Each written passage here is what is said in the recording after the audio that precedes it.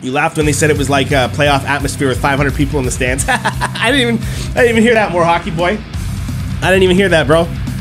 I always have the volume down because I'm usually in the room with my kids while they're watching something else. It's kind of, you know, with technology being what it is now, like I don't even have to leave the room to like leave the room, right? I can still watch my hockey and be near my kids, and they like it too because they're checking over on my phone, seeing what's going. They're kids, man. They can't sit through an entire televised game, right? Not yet. They're still really young, so they just like seeing the goals as they go. You know what I mean? They see the replays and then go back to watching something else, you know.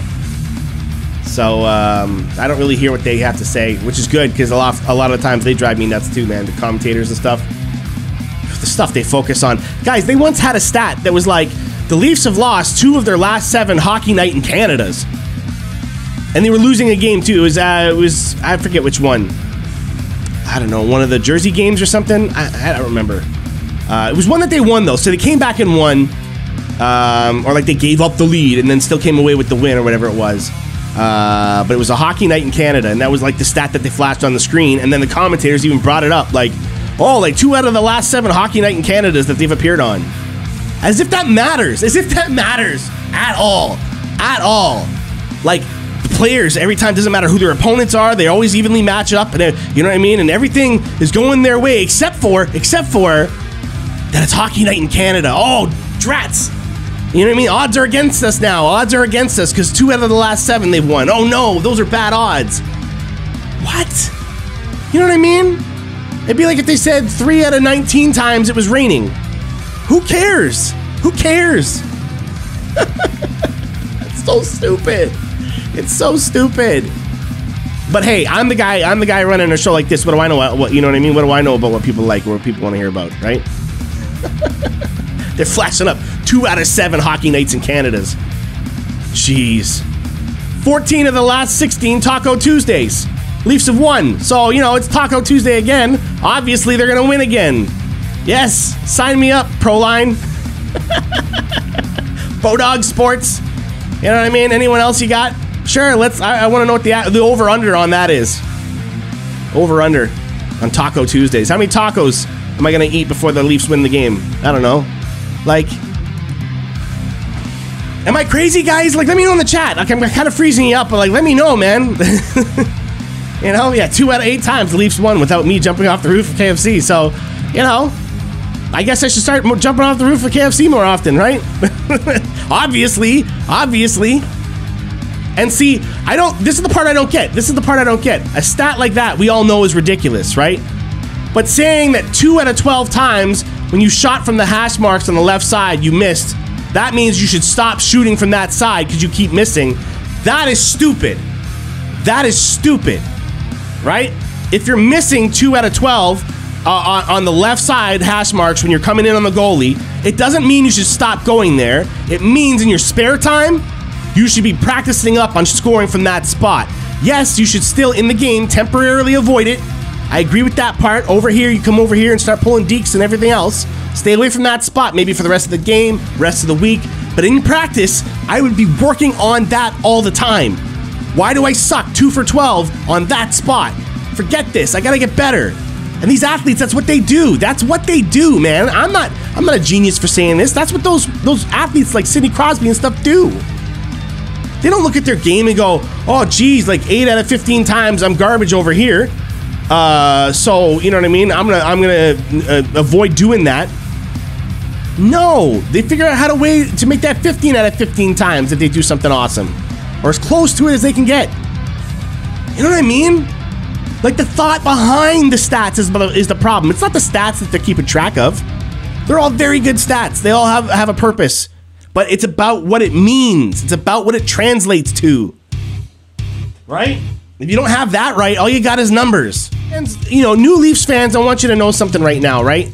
Like, I don't blame you if you think like this. Like, if you're under, like, 16, or if you're under, like, maybe 20, I'll even give you, right? And this is your attitude about the Leafs, right? That, like, this style works and everything like that. This is how it goes. Let me just say, man, that, like, the best seasons I've ever seen from the Leafs are when they had a heavy dose of working man level effort. You know what I mean? That's where it comes down to. That's why the defense had to work so hard. Because, yeah, we had superstars back then, too, that could score. Right? But then we had generations where that's all we had was Phil Kessel and James Van Riemsdyk. You know what I mean? And Tyler Bozak. You know what I mean? I'm not even sure if you could throw him in as one of those goal scorers. But you know what I mean? Like, we had a bunch that came and went. And they just never had a structure. They never had a structure. Right? Like, I love guys like Mitch Marner. I agree with you, Thievis, and Austin Matthews and stuff. It's not that we can't appreciate the elite. But back in the day, man, like, we appreciated the elite guys, and we also loved the fourth line grinders. Because we recognized when they did a good job, man. Like, I always say, this is the test. If you're in a home crowd at an arena, okay? The home crowd, listen to. So if you're the visiting fan, you know, it doesn't mean you, but listen to the crowd after a solid penalty kill. If a team kills a penalty with, like, no shots against, maybe one soft shot, something like that, especially if it's a 5-on-3 or something, man. If it's a 5-on-3, this should definitely happen. As soon as it's killed off, everyone's back on. That should be a standing ovation. Because it used to be. It used to be a standing ovation. Right? Because you appreciated that side of the game too. Hey, we love it when the stars score, but we also love it when the grinders grind. Because you need both. Maybe it's because the pay gap is too big now between the top and the bottom. I mean, maybe that's it. This is the destruction of the middle class. Right? Right? They want guys either dirt cheap or they're willing to pay them like $13 million a year. Like, very little in between. Obviously there's some, but you know what I mean? That's where the focus is. That's where the teams that are succeeding are doing it right now. Guys, that middle class gets things done. Right? That middle class gets things done. Right? Because the reality is, a lot of like the entry-level contracts on most teams are the future Matthews, the future Marners. Right? They're just that next generation coming up. Right? So even then, you still don't have grinders. You still don't have hard workers. Like, I don't know if it's a coaching thing. I don't know if it's people on the team. It's just a lack of guts in the league. A lack of guts. And I don't mean fights, and I don't mean big hits. I just mean intimidation. It's so passive. It's so passive. That game easily could have been 1-1 tonight before going into overtime. 1-1. That's what it should have been, probably. Nice little bit. Oh, thoughts on the All-Star break before we go. I did have... Oh, guys, I had a whole, review of it. It's only a couple minutes long. It's on YouTube, man. Ain't nobody loved it, though. Everybody was watching all my trade talk and stuff like that, which was awesome. I like that, like possible trades. But nobody watched my All-Star review video, so I thought you didn't care. But yeah, you can check that out later. But in the meantime, thoughts on the All-Star break, man. I think, you know, you can't watch it expecting something intense, expecting something competitive, you know what I mean? It's just silly fun, man. It's just silly fun. And it's for the kids. The kids love it. And if you want to appreciate it for that way, that's how I appreciate it. I actually enjoy the weekend, even though I don't like a lot of the events and stuff. I don't really care what they do. I don't care. I just like seeing the stars from all the teams like joking around with each other. Maybe a little smack talk if you get to hear it once in a while. But like everybody's laughing, having a good time. That's the stuff I like. And that Zegras goal, man. Oh my goodness. Blindfolded. Blindfolded. Guys, blindfolded with a complete 360 spin to pull it back on his stick, shoot it to the far side of the net while having dodgeballs thrown at him. Guys, like, huh? That kid is something special, man. Now, that might never pay off in the NHL whatsoever. Ever again, I should say. We already know it's paid off once, but yeah, like that may never pay off again, but my God. It's to the point where even if that blindfold was like pretty transparent when it's up to your eyes, they can make materials like that, right? Where like on the inside you can see out pretty good, but actually from the outside it just looks solid. Even if it was that, like remove the blindfold, let him keep his eyes open. That's still an impressive situation, right? Like that's still an impressive situation. So yeah, that's basically it for me, man. It was a lot of fun. I just like enjoying it. I like seeing what stupidity they do and what kind of hijinks they get into. So yeah, it's always a fun weekend. It's a nice little pause in the season. Teaches sportsmanship, you know. Plus, I've actually, I got to be in something like that too when I was a kid. There was 1 year in minor hockey. I don't even think I was in select yet or anything like that. I think it was in just a house league thing. And I got a bunch of goals that year, which never happens to me. I don't know how it happened. It was just 1 year. I got a bunch of goals. And so I got to enter this shootout competition. Right? I got to enter this shootout competition where there was a prize at the end or whatever. And it was just a special day where all the top goal scorers in our little league, whatever like that, got to show up. And the goalies from some of the teams got to be the goalies for the shootout parts. And yeah, you just got 6 rounds of shooting on both, or no, 3 rounds of shooting on 2 goalies, so 6 shots. And if you got enough, if you got down to the final 2 or something like that, after that, then you got to go into the finals. I did not. I think it was 1 goal away. But like there was a lot of us that had, I think I had 4 out of 6.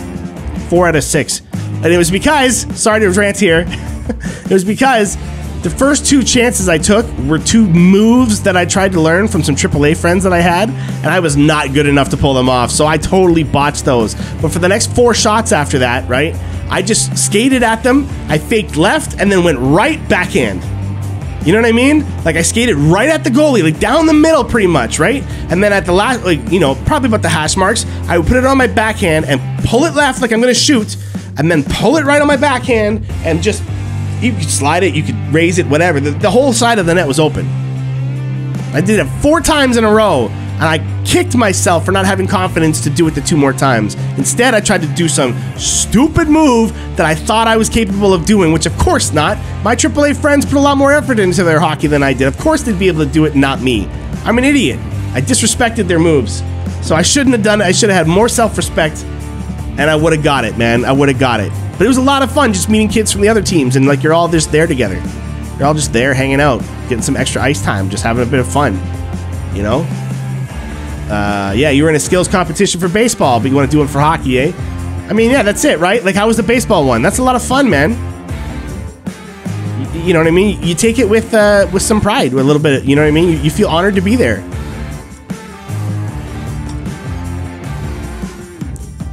So, that was my experience. You know what I mean? For what it's worth, I got a lot of it.